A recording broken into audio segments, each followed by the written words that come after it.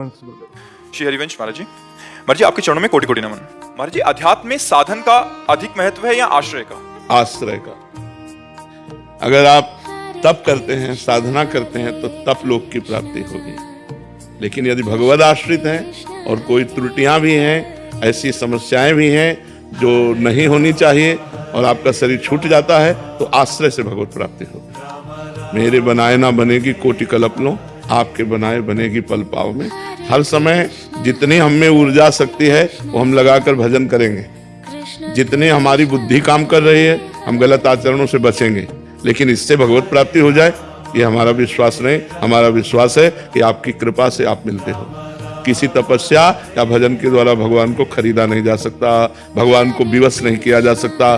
भगवान के होके भगवान को विवश किया जा सकता। कितना विवश हो सकते हैं? अर्जुन जी जहां खड़े होते हैं और उनकी जहां पादुका होती है, वहां अखिल कोटि ब्रह्मांड नायक परात्परीश भगवान श्री कृष्ण सारथी के रूप में बैठते हैं। इतना विवश हो जाते हैं अपने जनों के लिए।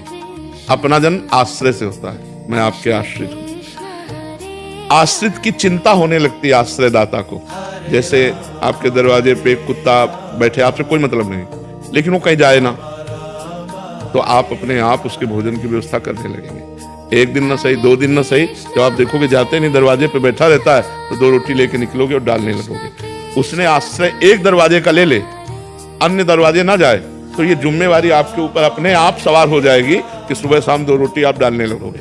क्योंकि देखो जा ही नहीं रहा है, यही हमारे दरवाजे पड़ा है। तो ऐसे ही हम बिल्कुल कोई अन्य आश्रय ना ले और प्रियाजू के आश्रित हो जाए, तो हमारा काम बन जाएगा।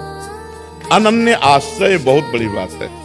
अनुकूलता होती तो लगता है प्रियाजू की बहुत कृपा है, और जब प्रतिकूलता होती तब ऐसे मन घबरा जाता है कि पता नहीं, हे शंकर भगवान आप कृपा करो, हे राम जी आप कृपा करो, हे श्याम जी आप कृपा करो, हे देवी जी आपकी।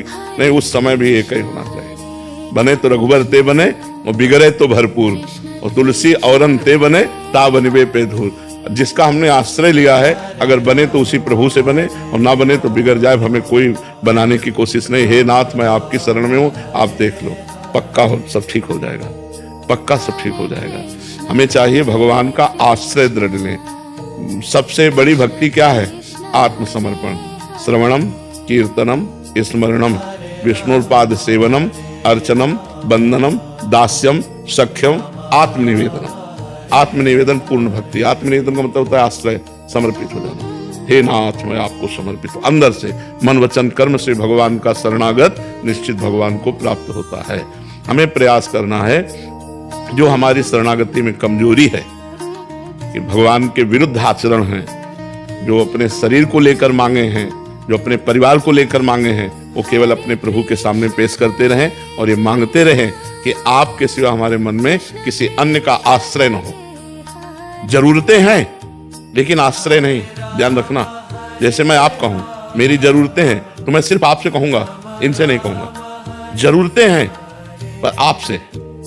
कोशिश करें कि आप तो अल्पज्ञ हैं, पता नहीं पाएंगे कि हमारी क्या जरूरत है, लेकिन भगवान सर्वज्ञ है, उनको सब पता है। तो हम अपनी जरूरतों की बात भी ना कहें, ये बहुत ऊंची बात है। लेकिन अगर कहें तो सिर्फ अपने प्रभु से, जो हमने प्रभु को अपना माना है, राम रूप, कृष्ण रूप, राधा रूप, शिव रूप, हम उसी से बात करें कि ये जरूरतें यद्यपि हमें आपसे नहीं कहनी चाहिए, पर हम अज्ञानवश कह रहे हैं ये जरूरतें, पर आपसे, औरों से नहीं। तो ये अनन्य आश्रय जो है, ये बहुत जल्दी भगवत प्राप्ति करा देता है। नहीं तो जन्म जन्म जतन करते रहो, कोई त्रुटियां होती रहती हैं और भगवान से मिलने में बाधा पहुंच जाती है। पर अगर आश्रय लिए हो तो त्रुटियां होने पर भी भगवान कृपा करके अपनी शरण में ले लेते हैं।